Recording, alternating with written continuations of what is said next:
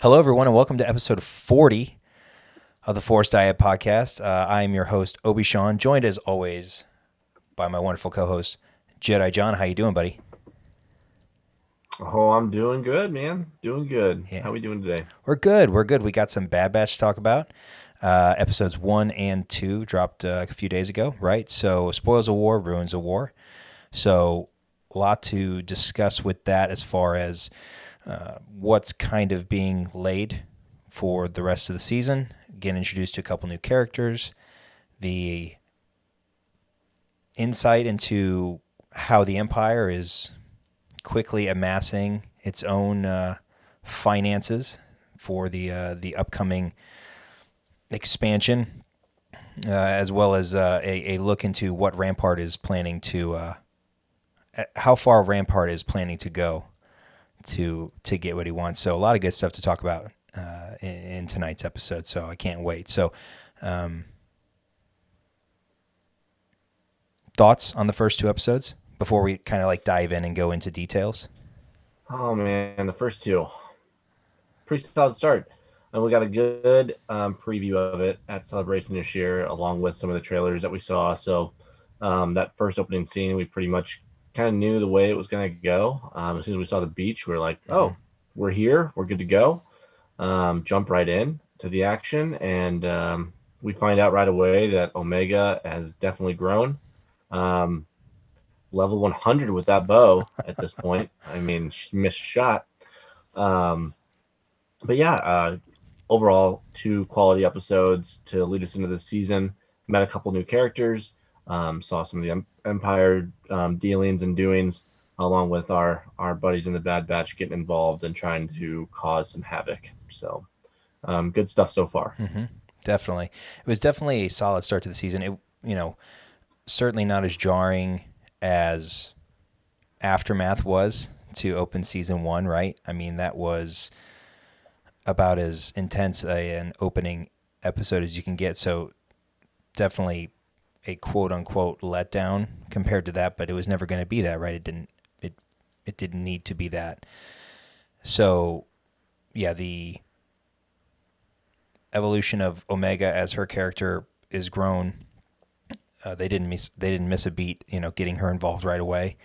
I was pleasantly surprised that they included Tick and Echo in these episodes. So maybe we'll talk a little bit about that later. But I think that was one of the biggest gripes from season one, right, where you have these two characters and they're not even really used. So I hope that you get a bit more blend of the characters going forward, kind of like we got in the first two episodes. So starting with the first episode, Spoils of War, right? We opened on the beach. Like you said, you alluded to it. They're getting chased by the crabs.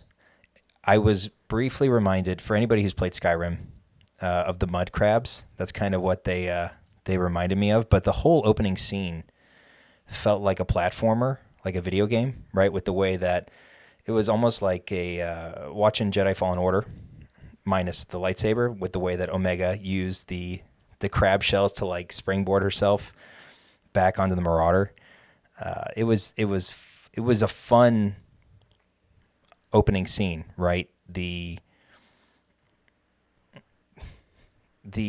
kind of, again, father tones that apparently all of the clones are starting to pick up when it comes to Omega and Tech. I keep wanting to call him Tick.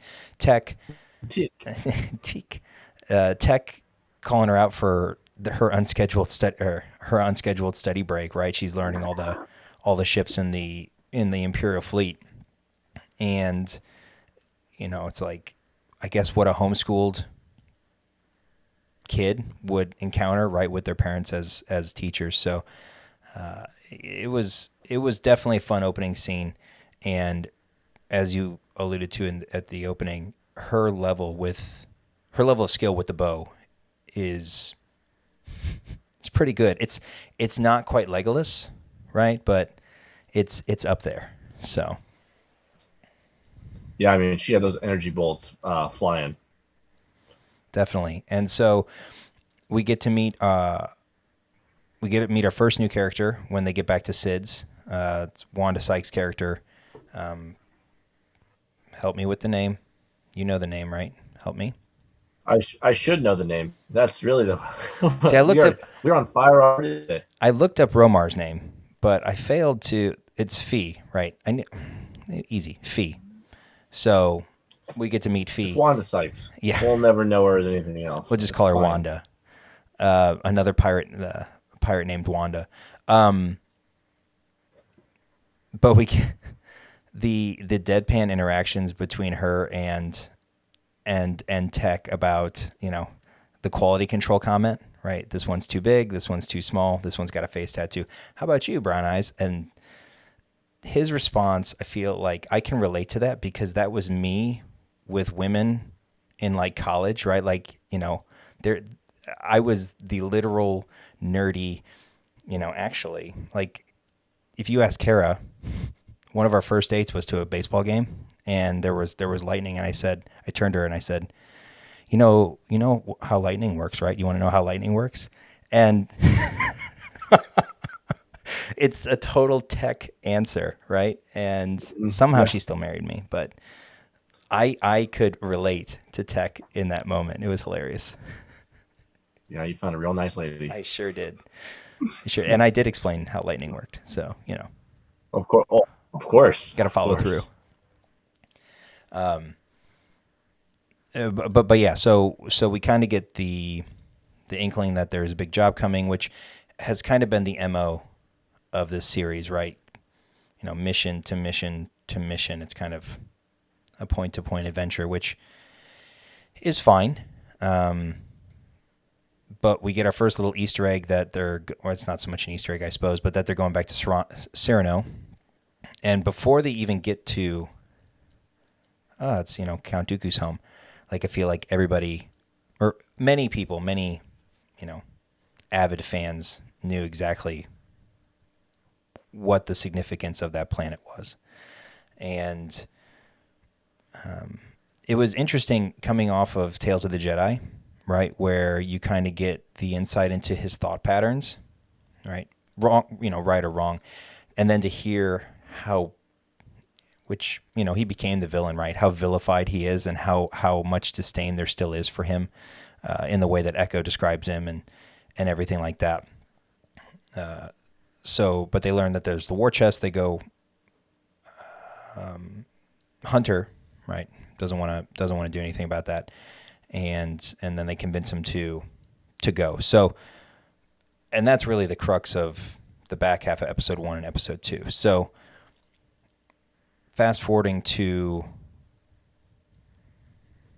the heist. You said you want to talk a bit about the Empire and them cashing in on certain things. So let's kind of roll that in here. Yeah, I mean, I think that it's an important piece that they were warned about in that I'll call it the briefing about the mission. The window was really small because the Empire was already there. I'll just call it harvesting the fortune that was Count Dooku's. So the window was already small. They knew about it long before that because the Emperor knew of Dooku's wealth, and also Dooku was funding the separatist movement from a standpoint, along with like the Geonosians, the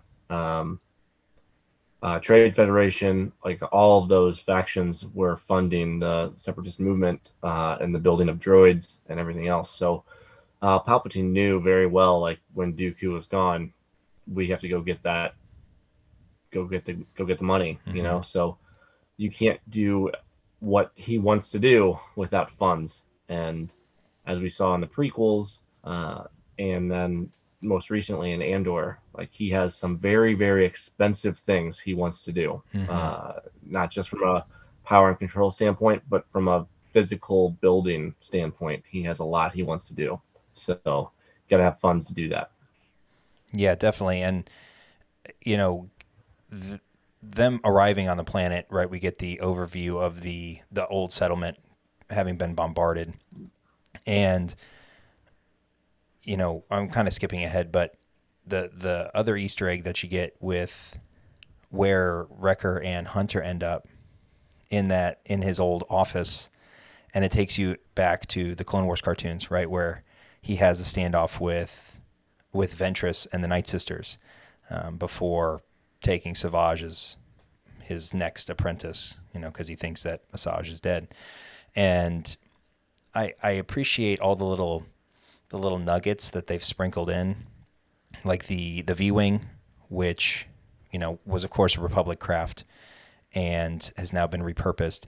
And I was trying to look into Tech's comment about how standard procedure for escorts, as far as high value, cargo, and trying to see. I actually went back to Revenge of the Sith to see if those ships were accompanying Palpatine's shuttle to go pick up Anakin, and it wasn't, but there was a picture I could find where they were escorting Plo Koon, and then it took me back to that scene in Revenge of the Sith, and you're like, ouch. But anyways, and the fact that she was studying up on those exact V-Wings leading into this mission, I thought was a fun little tie-in.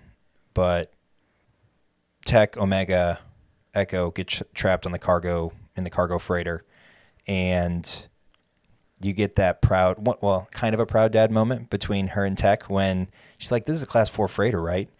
And they all have reentry boosters, and he's like, "Yeah, I'm impressed." And I'm wondering if Tech has ever been impressed by somebody other than himself. Yeah, probably not. The way he operates, I'm pretty sure he is alone in his impressive category. Mm-hmm. Because he's like, earlier he talks about the escape pods, and they're like, "Are you sure that's the door to enter the corridor?" And it's like, "Well, if not, then we get sucked out and we die. But I'm seldom wrong."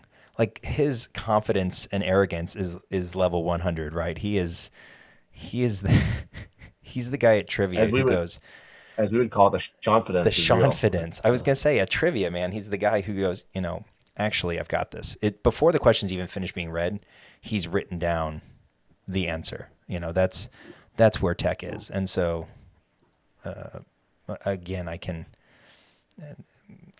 definitely identify with Tech in this series. Right. So you got the two separate chase scenes with Captain Wilco and his clones on the ground chasing Hunter and Wrecker through Dooku's old castle. And then you've got Tech and Omega and Echo on the freighter trying to escape, and the intelligence too, right? You definitely, I feel like the Imperial might sometimes has been portrayed as dumb or aloof, and the immediacy of, hey, jettison the escape pods because we know that that's where they're heading. Like, the level of intelligence it was nice to actually see a competent foe, which, again, sometimes with the Star Wars character, or with the Star Wars universe, you don't necessarily get that.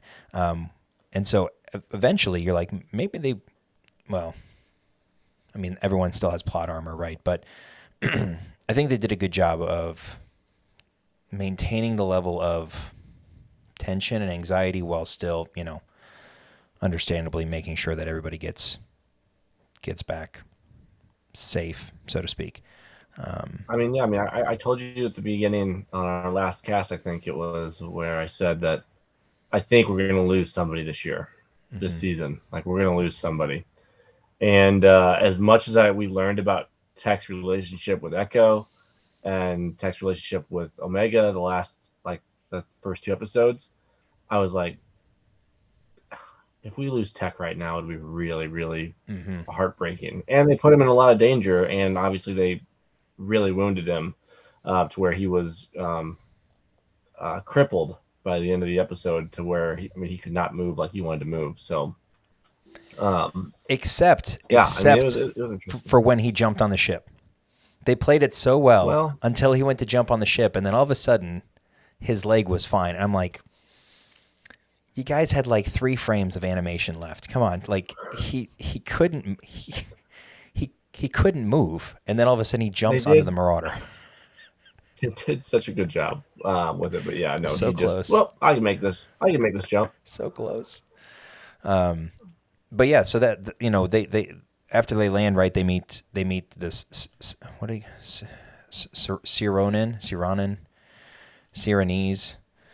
person, Yeah, Romar. civilian. Yeah, Yes, yeah, survivor, yeah, as he self-described himself. right. And it's funny because he's the one who delivers kind of the big message of well, that episode, but maybe the first two episodes about the worth value of things, because they're obviously obsessed with the war chest, and that makes me think of something else I'll go back to and talk about. And Omega is so obsessed with it because of what Echo had said at the beginning of their trip there about how they're in this position because of her, and of course she took that personally, and so she's obsessed with trying to get the war chest despite the danger, because she feels as though she's put them in such an awkward position, and that she's the reason that they don't have quote unquote normal lives. And Sid's comment at halfway through episode 1 about being able to buy their freedom, and Hunter's remarks, his remark to her and her remark back about, are you really free? And it makes them think, and they want a better life for themselves, but for Omega. And so the father figure, the father child relationship is very strong. It's interesting that that's kind of precipitated through a number of the Disney Plus shows like Mandalorian and now Bad Batch. So, but but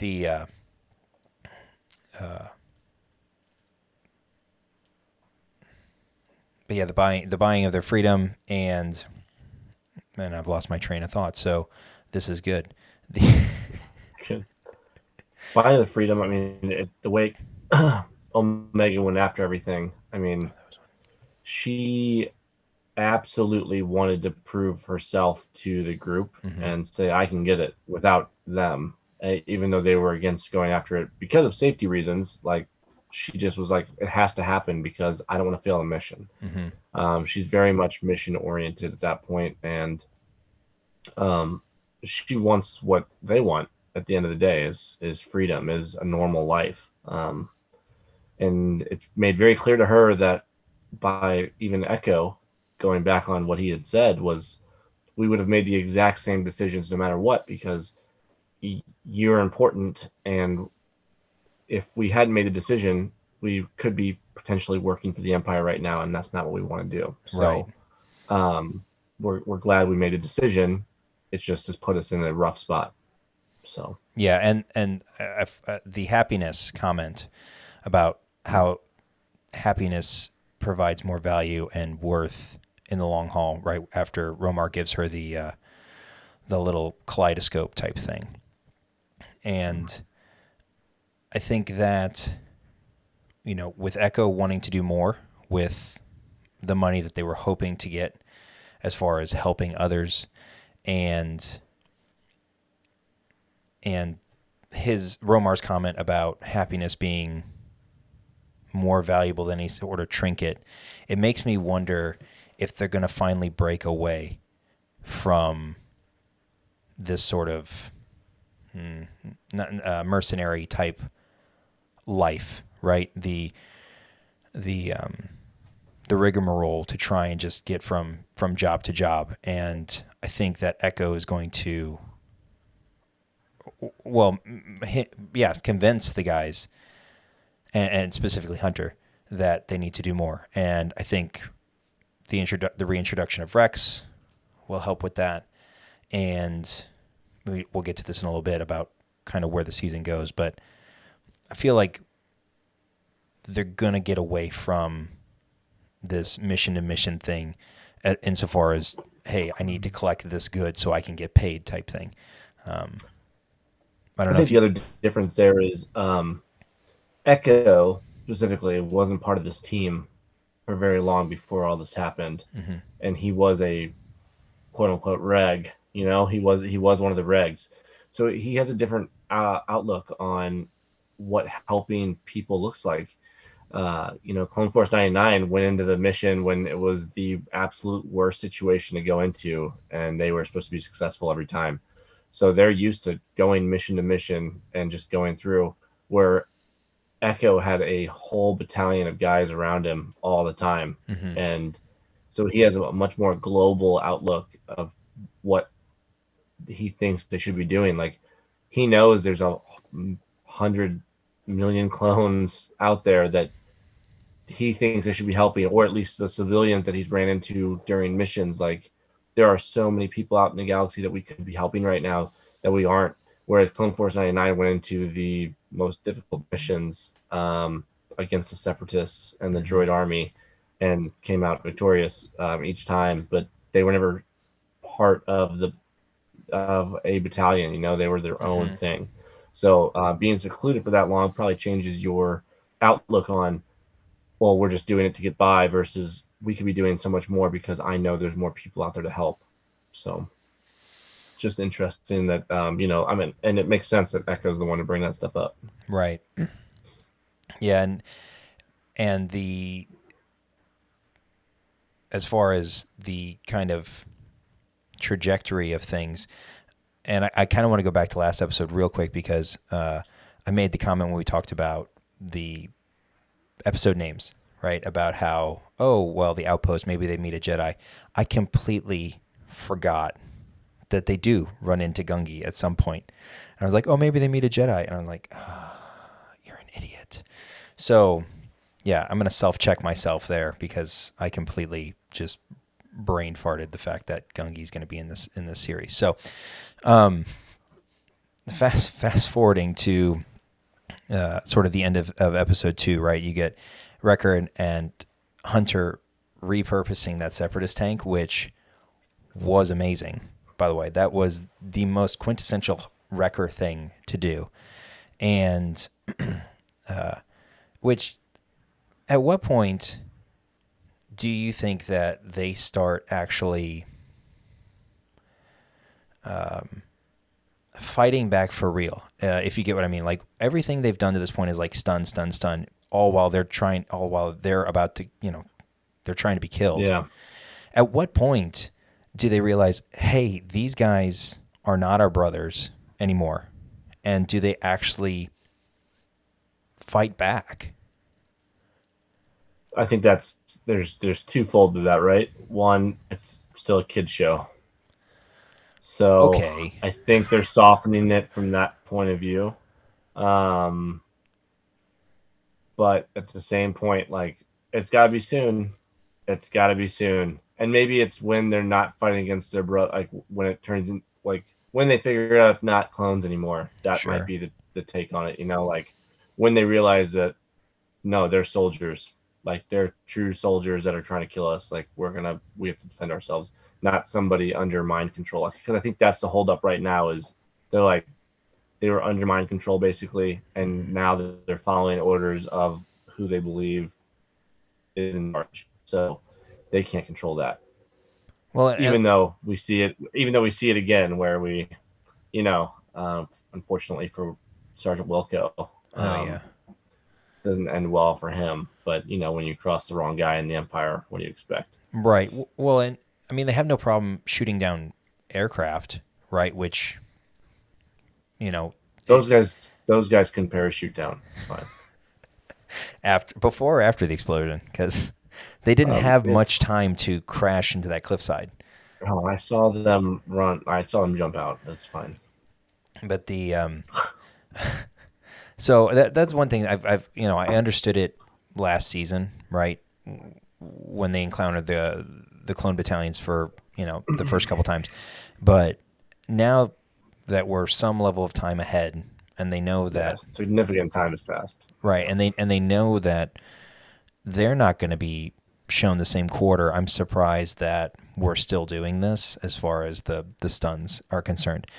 But that's just kind of a nitpicky thing. So yeah, Captain Wilcock, Maybe it's because they're just that much better I suppose. Yeah, to really rub it at their faces. the arrogance What? level. I don't I don't have to kill you. I can just stun you and move on. I'm good.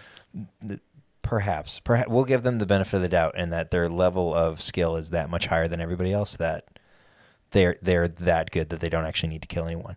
But yeah, fast forward to Captain Wilco after everything, end of episode 2. I did not expect the ending we got, at least until, well, I guess the last 30 seconds. Yeah, I saw it And move in that direction when the conversation was going. well, as soon as he's like, yeah, you said that these people were there, but there's no way that's right. And he goes, yeah, I'm going to need you to falsify the report. And the second he said no, you knew it wasn't going to end well, right? So, and the first time they said his name, I thought instantly Wilco Roger, which is, the military kind of phrase. And I think Keith had sent us the thing about Wilco being will comply, all right, short for that. And of course, he's the clone that doesn't comply, I guess, in this respect. And he gets offed. And that leads into our discussion about Rampart being the, we talked last time about Crosshair and to what level he would play as far as an antagonist is concerned. And I really think that Rampart might actually take that war mantle, as the central baddie. So, but you had something you wanted to chat about with Rampart. So, what are your thoughts on him? Yeah. So one of my questions for you was, what do you think that if Crosshair would have been there, what do you think he would have said about what happened with Wilco? Well, he probably would have done the silly "good soldiers follow orders" thing, That's what I was. That's partially what I want to say, but also like Crosshair follows everything to the T. Right. So Wilco was doing the correct thing, mm-hmm. And then if you watched him get shot for doing what was supposedly the right thing, I'm just curious. It's one of those situations where I wonder how bad Crosshair. I mean, that's kind of what it goes down to. Is like, how bad is Crosshair right now? But he obviously wasn't there. But with Rampart just going out of his way to kill Wilco for not falsifying a report and saying, I'm going to find somebody else. But it sets him up to be the ultimate menace for the series, at least this season, I think. I think by the end of the season we'll have a demise for Rampart. But just because it already feels like he's in the crosshairs for Tarkin, because he was like, if Tarkin finds out, I'd be in trouble. And he's like, I'm not going to get in trouble from him. So I think he's on we talked about it a lot with with Andor and that internal struggle to get noticed and get recognized and get promoted. And we see it again here with Rampart. Like, he can't find out that I didn't do that because I mean, it was done. Right. So in his eyes, it's done. So I can't fail in his eyes. So, well, and there's no doubt that when he wrote up that report, right, of the bombardment of Camino, he undoubtedly said that there were no survivors, or that Clone Force 99 was no more. It's almost an assured thing. And so if there are official documents coming out multiple years later that they've been positively identified on Serrano,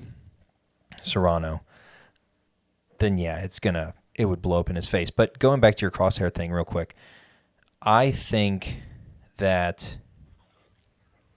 because it goes back to, I think it was the second episode maybe of the first season, where they were sent out on a task, and it was Crosshair's report that got everyone in trouble, right, for letting Saw go. And so if he had been there, I do feel like he would have supported Wilco up until the point that Rampart told him, here's what you're going to do. Now, I also don't know that he respects Rampart. Right? I don't believe that he has that level of respect with him. And so it may have been one of those things where he went along with it, and to a point. And so I think at some point going forward, Crosshair will see what's being done to the clones. He will get the sense that his days might be numbered. And when we talked last time about a redemption arc or something like that, I don't think he's going to be redeemed, but I would not be shocked if he changes his mind about where his allegiances are, and that he makes that sacrifice to maybe even whether it's help the Bad Batch or help his other clone brothers escape, right? Because the last episode's called Plan 99, right? So what's the plan? What's the escape? What's the out? And I would not be shocked if, because of how things are going for the clones as it relates to their relationship with the Empire, that he makes a decision at some point to not follow orders. Maybe he comes back to kill Rampart. That would be good. Yeah. I mean that could be possible. That'd be the closest thing to a redemption we're gonna get, I think, for him. Because we already know that he runs in. Well, from the trailers and everything else, we know he runs into Cody at some point. Yep. We know he gives him the old good soldiers follow orders, and he gives him the whole like follow the Empire's order line, basically. So we'll see, but I think that like you said, I wouldn't be surprised if he realizes stuff's going wrong and decides he's not doing the right thing at that point. Yeah, so. And I wonder too what he said when he ended up crawling back to the Empire. Right, he at some point he gets back from Camino. He right, was there. What's that? He was there. So how like his report didn't count? Like right, he exactly. Knew they survived. Like either he omitted or Rampart didn't even ask, and he has nothing to do with the report from the planet. Or Crosshair told him that they survived, and Rampart said they didn't. It was like, so he had falsified it, right? And it almost made it. He almost implies that after he kills Wilco, because he says, I know you won't do it, but I will, and as if he's done it already, and the only other time you would think would have been whenever Crosshair gets back. Hey, what happened down there? Are the is Clone Force 99 dead? No, I saw them fly off in their ship. Oh, you mean they're dead, right? Wink, wink. So, and of course, Crosshair probably will go along with it, right? Because that's what he's being told. So, well, that or he gave his report. He walked out of the room, and Rampart just did what he wanted. Redacted. Tarkin gets a black line note. Yeah. What is all this? Sorry, not for your eyes. 90% of this document's written redacted. It doesn't matter. The important thing is that they are no more. That's fine. That's all they have left. It's Clone Force, and it's like pieced together like one of those ransom notes clipped out of a newspaper, right? It's like Clone Force 99 is dead, right? But it's 5 different clippings. So it turns that into Tarkin. Has a smiley face on it.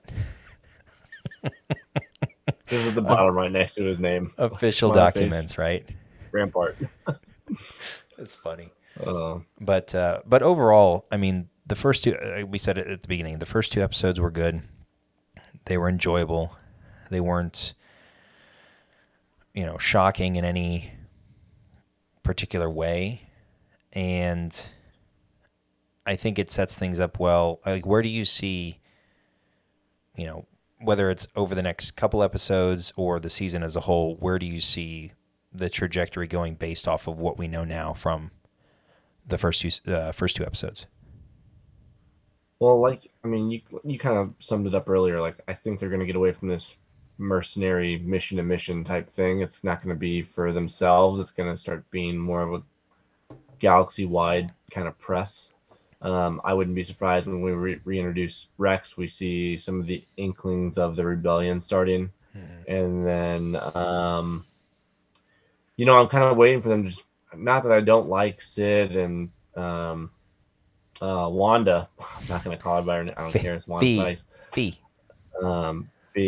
But that's just it. Like, I don't know when they're going to get away from them. but I can't imagine them sticking too much longer with them. I mean, I guess it's a safe house technically, so Hmm. there's there's no. I mean, if you know it's safe, it's safe. But at the same point, like I feel that tension continuously growing with Sid.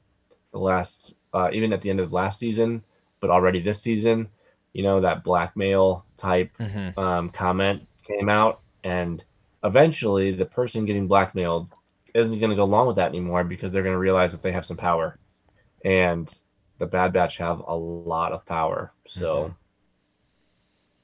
maybe not currently as it looks, but I mean they can get out of things. So Well, to your point, I think at some point this season, as she said, things are going to crumble down around her. Her operation will be no more. The Empire isn't going to just let the stuff on Ormentel go without one getting its own cut or two shutting it down entirely. And so at some point, I think in this season, it's going to go away anyways. Now, when she did introduce Fee as the best pirate she knew, I briefly thought of Hondo, and I'm like, yeah, if we could get Hondo, that would be amazing. The well, I was expecting Kenobi. Why are you here? Right, you could get the reverse Maul, right? But with the Bad Batch, I I don't know. Hondo was my favorite, one of my favorite characters from the Clone Wars, and if he came back in any capacity, even if it was just like a hello, I would love that.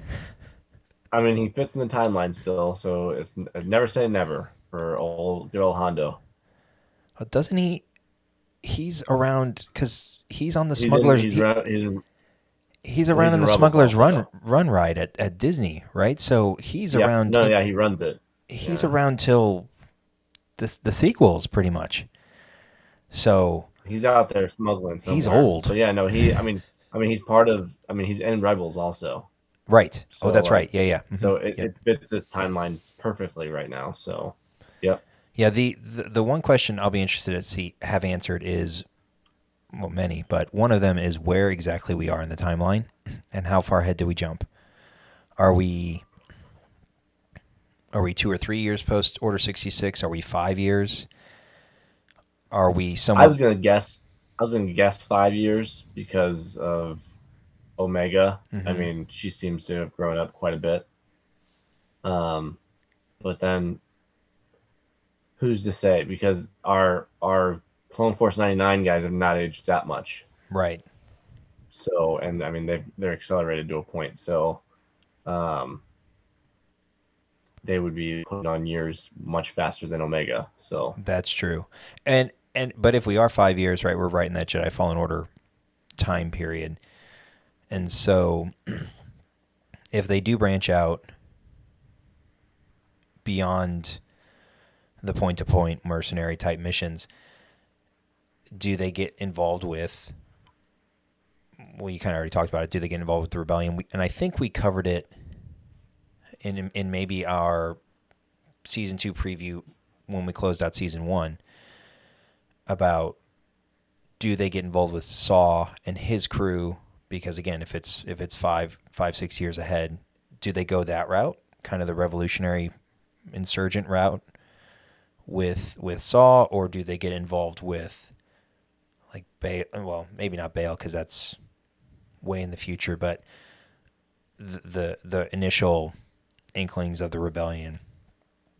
Uh, be, Bale's not too far along because he was already in it with Ahsoka right. right after Episode 3. So, Oh, right, because we kind of get that with Tales of the Jedi. there's the Jedi. That's right. Forgot about that. So Bale's already there. Bale's already starting. Yeah, and that could be how Rex gets initially introduced to uh, to Bale, right? As um, but, uh, but So but many yeah. So thoughts. I mean, we don't know if there's going to be season 3, right? And so what's the end look like for this group, right? Because that's kind of the path we have to go. And so that's the biggest question is where are they going? What is the end goal? And how does Crosshair fit into that? If he does at all? How do Rex and by extension Cody fit into that? How do like what does their life look like after all of this? And that's going to probably be the biggest question that comes out of this season, I would think. Yeah. So No, yeah. We can't answer that yet. So yeah. no. I want you to answer it right now. I want you to look ahead. Yeah. Forecast. Hold on. Nope, I can't do it. I just can't do it. I don't think you tried. You didn't hold the envelope up to your head and do There's it. not enough meditation time. So we got a new episode dropping on Wednesday. It's called The Solitary Clone. Let's see if there's a synopsis. I doubt that there is. I'm guessing it's Rex. Yeah, there's no synopsis on IMDb. But kind of like we did, speaking of IMDb, like we did last year, let's play the Rate This Episode game. Dun, dun, dun, dun, dun, dun, dun, dun. So, episode 1, what would you give it from a rating perspective? They're back in action. Action's pretty solid. We get left on the cliffhanger of them falling in the ship. I would give it a solid 7.5. Okay. I can't be super high on it. Nothing crazy happened, but solid 7.5. It was a good episode. I wasn't mad about it. Yeah, it was a good re-entry into an established universe, and so yeah, I would have given it about the same amount. I put out a poll on Twitter and said, for those who'd seen it, what would you rate it? 9 or 10, 7 or 8, 6 or 5, etc. And I mean, I would have voted 7 or 8. So 7.5 would be kind of where I'm at. 7.3 is what IMDb is currently rated, or currently has it rated as, and there are 920 ratings. So let's see if I can find any good ones. You want to read some reviews? It's dangerous. Yeah. How dangerous of you. Let's see. Truly living on the wild side here. Dun, dun, dun, dun. How does IMDb doesn't even have this? No, it's not sorted in any way. You just have to scroll. That's why terrible. I don't like it as much. Oh, there it is. User reviews. All right. First one, 5 out of 10. Heist arcs are getting very stale. Yep. Second one, 2 out of 10. The pacification of Star Wars.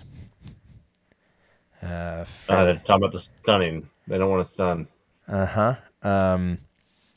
Next one, 4 out of 10. Hard to follow up Clone Wars and Andor.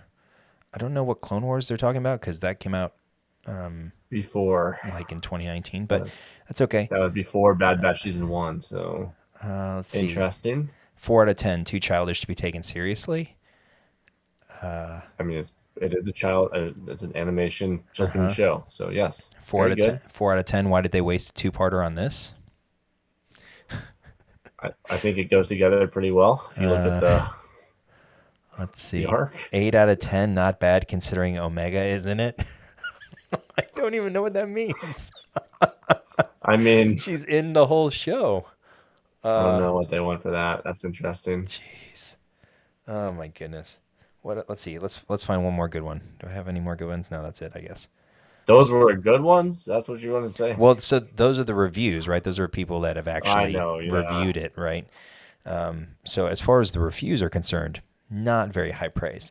But so Ruins of War, episode 2, where would you rank that? Or how would you rate it, excuse me? I got some Empire in there, so I'm going to bump it to an 8.2. So you liked it a lot. Well, I liked it because, compared to the first episode, I mean, I got the Empire more in it. I got Rampart at the end. I got a little more substance for what the season's going to feel like versus just the heist that we were on. Yeah, I'll give it an 8.2. I enjoyed it. Okay. You would be slightly high on what the average rating is. It's 7.5.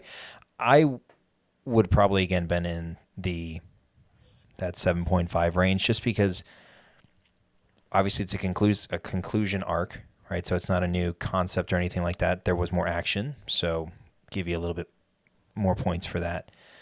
You get the little thing with Rampart at the end, like you said, but otherwise it was a Enjoy Wrecker pretty. in the middle. What's that? Enjoy Wrecker in the middle. Yeah, With a tank on him. yeah. I mean, That part was really cool.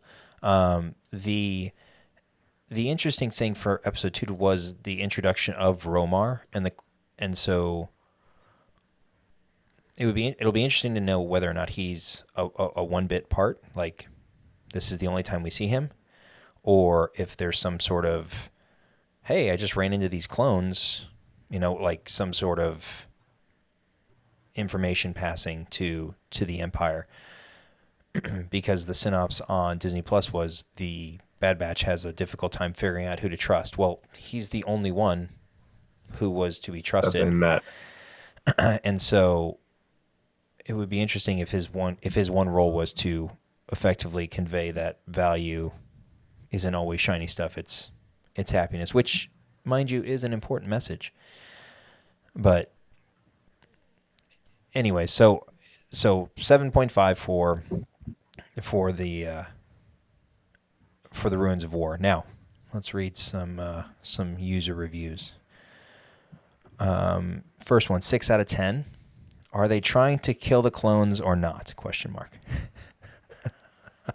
I mean, No, they're not. So- except that they're flying, or So if rock rubble falls on them. So this is my question, right? So it says the dynamic between the clones and the Bad Batch makes no sense.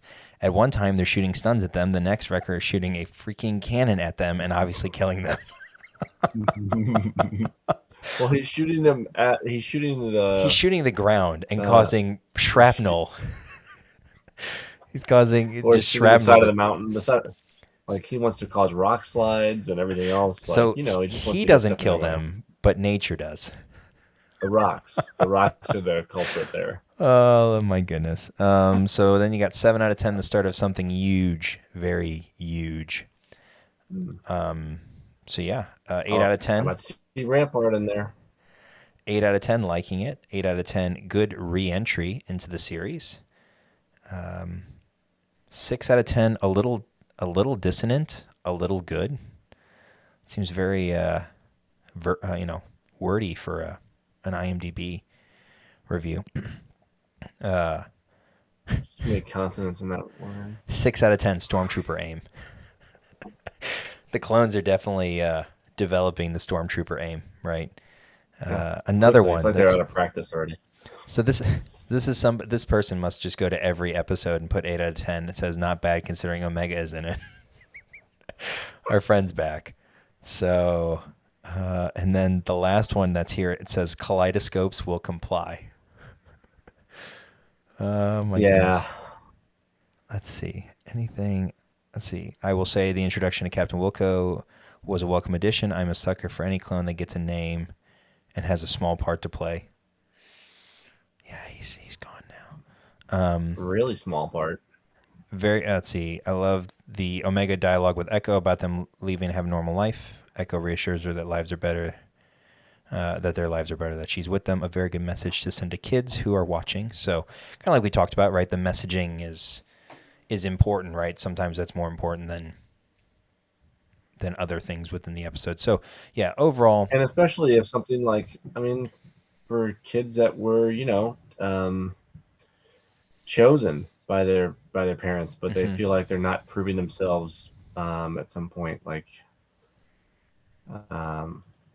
knowing that the parents wouldn't choose anything else, that they would go back and choose the exact same thing is a big message, So that's a good point. I didn't think about that from an adoptive perspective. Yeah. That makes a lot of sense. And darn it, Disney, Star Wars, get out of here with your messaging like that. Don't get deep like that. So, Don't hurt me. Don't hurt my heart. but I mean, we talked about it a lot during season one, the messaging and the relatability, especially for parents of kids. Well, I guess parents Yeah. have kids, but that interaction, and for new parents who, you know, have no clue what they're doing, and they're feeling their way out, feeling their way through things. I mean, you and I talked about it before we started recording about our various experiences today with our children, and them being Our children are awesome today. That's all. Yeah, I mean, the little terrors that we love, you know. But every day is I'll never go back and change my decision, but nope. today tested. Every day is a new task. Every day is a new thing to learn. And half the time I watch The Bad Batch, I feel like, again, I can relate to them in that respect, in that they're trying to figure out their way through parenting, all while trying not to die and get captured by the Empire. So, you know, they've got a few more things going on than we do, but I try not to die every day. I'm doing really well so far. so He hasn't killed me. I haven't killed him. We're doing great. that's a win. That's a win. As a parent, that's a win. So, that's what I'm saying. yeah. So like I said, Solitary Clone drops Wednesday. You know, I'm actually not really sure where we're going, other than, like you said, maybe it's Rex. And then, yeah, the next one, the one after that is the Boba. It could be the Boba episode, right? If that's the route they choose, or, well, it's Faster, Entombed, Tribe, and then the Clone Conspiracy are the next 4 after that. Spells Fett. I do imagine we're gonna see Fett at some point during the season, because Omega will meet the Alpha, so to speak. Mm-hmm. You know, and then on top of that, I think we'll probably start digging into the Empire, because that's kind of where I see this task force leading to, is like what happened to the Nalase, Mm-hmm. and where they're at now with the Empire and cloning stuff. Like, I imagine that they explore a little bit into that, because they're still trying to fill in the blanks Mm-hmm. on how things happen for the sequels, not just from where they're at now in the story, but also what happens after episode 6, for everybody that knows what happened in the original trilogy. Like, to fill in those gaps between the OT and the sequel trilogy, they're still filling in everything. Mm-hmm. Mando's doing a number on that also, but to just get from where we're at now to Mando, things have to happen somewhere. So A lot they're of going to start things. filling in bubbles. Yeah, a lot Not of just, things have to one or happen. two, Mm-hmm. one or two, you know. Well, yeah, So, but I imagine they'll explore that within this show, because they already have the clones in place, and we already know the characters that are captured, or in some cases in prison to do the Empire's bidding. mm-hmm. Yeah, and I completely forgot about that end reveal about Nalase ending up at the primary cloning facility for the Empire, for the Emperor. So they're still going to be hunting after Omega. They're still going to want her, and I think, yeah, we talked about it a little bit last week about, you know, maybe Cad comes back, or other bounty hunters, and the other bounty hunter might be Boba. And so it would be fun, though, if you kind of get like a mini War of the Bounty Hunters type thing, where you've got, you know, Boba, you've got Cad, maybe you have either another bounty hunter that we're familiar with, maybe from the original trilogy, or somebody new, or if Boba and Cad want to just duke it out, that'd be cool. And Boba's like, what, mid-20s right now? Mm-hmm. I mean, he still needs that ding on his helmet. He still you're getting some prime. But you're getting some prime Boba time. Well, this is the opportunity for them to do the scene that never got done in Clone Wars, and have the duel with Cad. And if it's the duel with Cad over Omega, that would be cool, man. That would be really cool. So, yeah, a lot of fun things could happen over the next 14 episodes. So, Looking forward to it. for sure. Anything else you want to discuss regarding episode 1 and 2? I don't think I have anything. All right. So it's going to be a pretty short show tonight. Try and keep these Bad Batch shows flowing. I don't have a Bits of Spice list tonight, so no tidbits. We'll have a new tidbit segment next episode. So as we come to a close on this episode, we want to thank you all for listening. If you enjoyed the episode, please consider subscribing to or following the cast, and leave us a rating or review. If you're watching us on YouTube, subscribe, click the bell, all that jazz. Leave a comment below. Be sure to check out the show notes for links to our other social channels. And for more content, check out the website. Lastly, for fandom interest beyond a galaxy far, far away, check out our friends over on the Galactic Dads podcast. Cover news, notes from the world of Marvel and DC and beyond, and the guys have a blast all while enjoying their beers of the week. As for us, it's time to make the jump to hyperspace. So for Jedi John, I'm Obi Sean, and until next time, may the Force be with you.